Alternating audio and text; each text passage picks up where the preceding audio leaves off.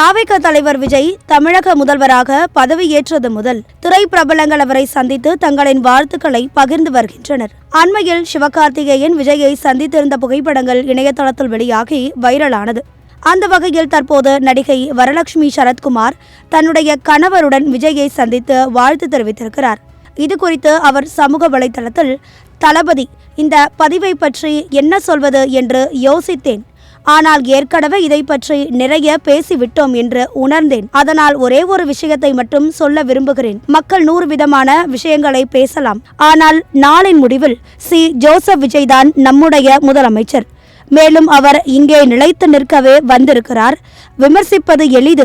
ஆனால் முதல் முயற்சியிலேயே முதலமைச்சராக தேர்ந்தெடுக்கப்படுவதற்கு அபாரமான துணிச்சலும் மன உறுதியும் தமிழக மக்களின் அளவற்ற அன்பும் தேவை. இந்த அதிகாரமிக்க பதவியை நாம் மதிப்போம். வார்த்தைகளை விட செயல்களை உரக்க பேசும்.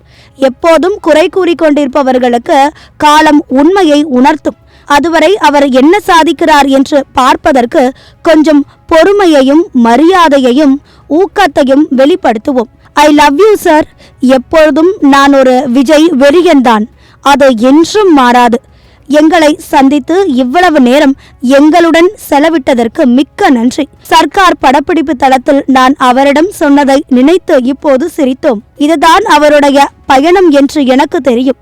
எப்போதும் அன்பானவர் மற்றும் எளிமையானவர். பெண்கள் நலன் சார்ந்த சில பிரச்சனைகளை பற்றியும் நாங்கள் விவாதித்தோம். மேலும் தமிழ்நாட்டு மக்களுக்கு ஏற்பட போகும் அற்புதமான மாற்றங்களை காண நான் ஆவலுடன் காத்திருக்கிறேன். உங்களுக்கு கடவுளின் ஆசிர்வாதம் கிடைக்கட்டும் சார். உங்கள் தலைமையின் கீழ் தமிழக மக்கள் செழிக்கட்டும் என நெகிழ்ச்சியுடன் பகிர்ந்து கொண்டுள்ளார். அதிரடி ஆடி சேல் 70% வரை தள்ளுபடி.